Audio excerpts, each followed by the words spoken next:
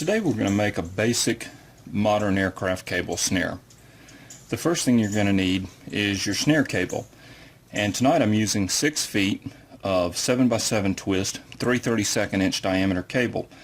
This is not the cable that I normally use, but this cable is new, it's thick, and it shows up on video well, so that's what we're going to use today. The next thing we're going to need is a snare lock of some sort. As discussed in episode 1, there are a lot of different types of snare locks, but this is a slim lock, and this is what I like to use. We're going to need 2 double ferrules, one to terminate each end of the snare. We're going to need a support collar of some sort. I like to use a piece of vinyl tubing. And we're going to need a swivel. Now, in years past I've used traditional snare swivels, but I've been experimenting with barrel swivels and I've been impressed by the results. So this year I'm switching to barrel swivels on my snares, and this one has a 650 pound breaking strength, which is plenty strong for what I'm going to be using it for. Now, if you're fooling with snares, you're definitely going to need a pair of cable cutters. These cable cutters are made in Japan. They run about $40. I've had these for going on 15 years, and these are indispensable. What a pair of cable cutters allow you to do is to cut your cable and have a nice, clean, smooth cut where there's no fraying, there's no splaying or anything like that. You're going to need a pair of cable cutters if you're going to be building snares. Also, you need a pair of good quality pliers.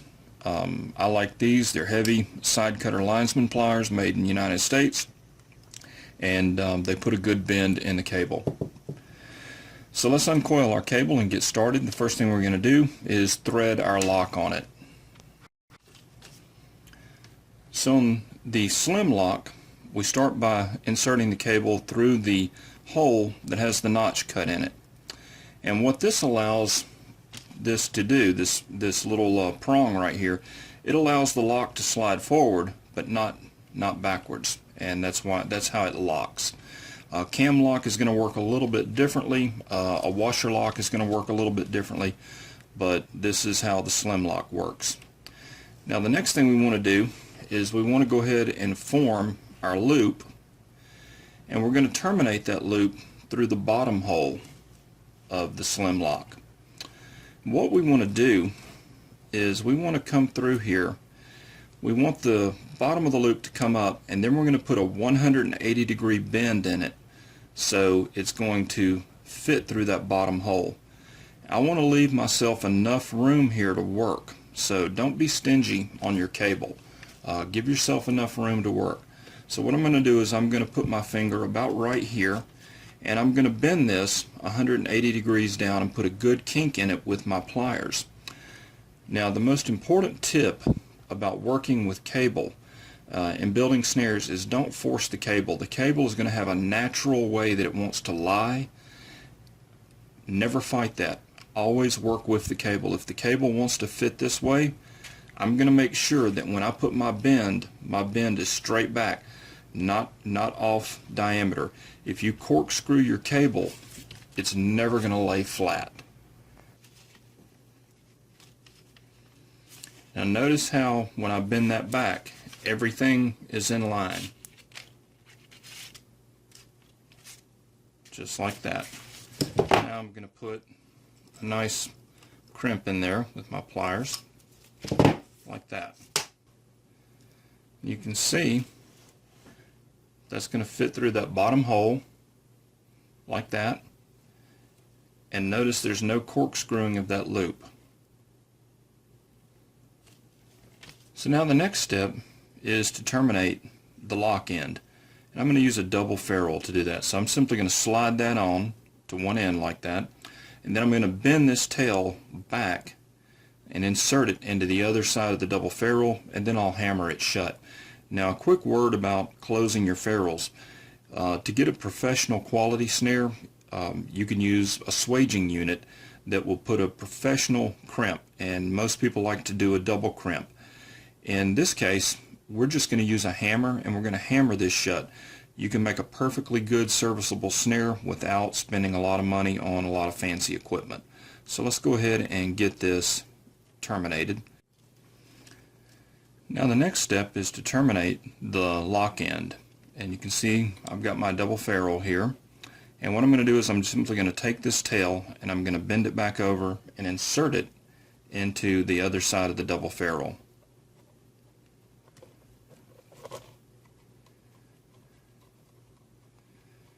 And it helps to get a good tight bend on that.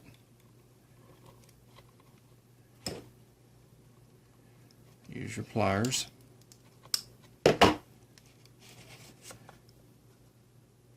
And simply tuck that back in.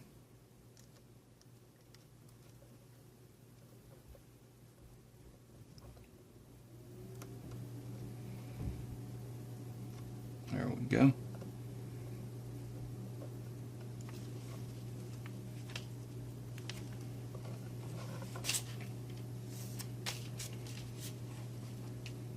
And that's what it's going to look like.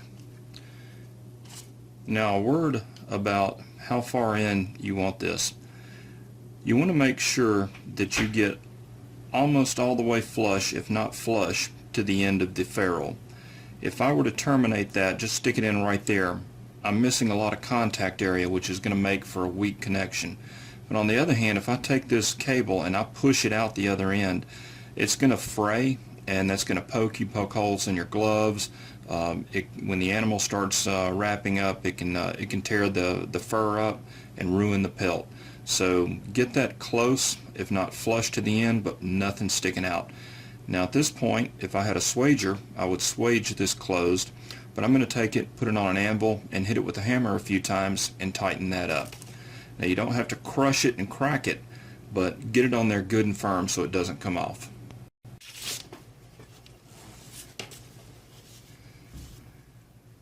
And this is what it looks like after you've hammered it shut.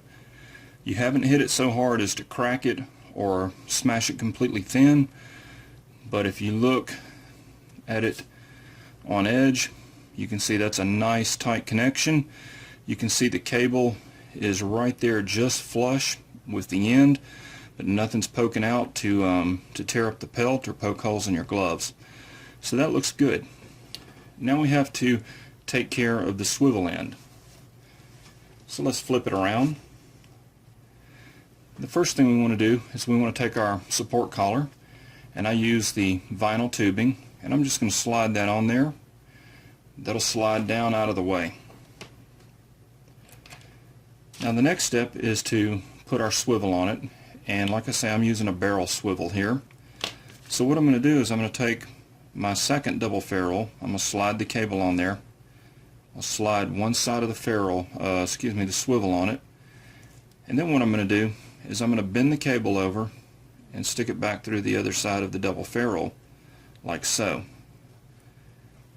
Once again, I'm going to make sure that that's flush. Now I don't need this big of a loop, so I'm simply going to pull that tight to where it looks something like that.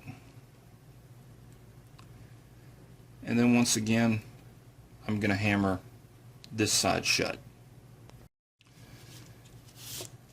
And you can see that's what that end looks like when it's hammered shut. Now at this point, the snare is functionally complete. We have our loop end, and we have our snare lock, we have our swivel end, but the snare is not ready to go, not as far as I'm concerned. The next thing we have to do is we have to load the loop. Now, loading is the process of putting an additional bend in your loop so that it holds a circular and not a teardrop shape. If you look at that loop right there, you can see that's a teardrop shaped loop. Now a lot of people will put that and they'll use it in the trail like that, where the lock is at the top of the loop and the animal pulls it shut like that. I don't like to do that. What I like is a circular loop that will fire at a slighter touch. So I want to take this teardrop and I want to turn it into something that looks more like that. And the way we do it is we have to put an additional bend in this section of the cable right here. And loading a snare is more of an art than a science. and when you first start fooling with this, you're going to screw up a lot of snares because you're going to put a corkscrew bend in them.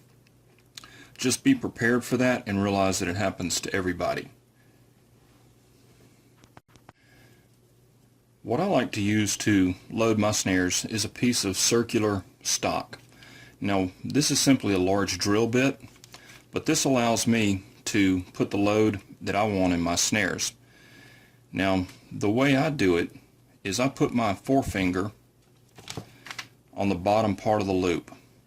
Then I'm going to lay that stock on the top of the loop, and I'm going to push down with my thumb while I pull up with my forefinger.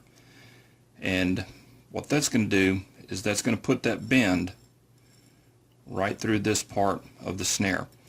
It's best when you're first doing this to start off lightly, and even if you have to go over it 2, 3, or 4 times to get the loop that you want, that's better than putting too much of a load on it because you can't undo it. So I'm going to put my forefinger underneath the cable, my thumb on top, and I'm going to put a bend like that. And you can see how that ovaled up that portion of the loop right there.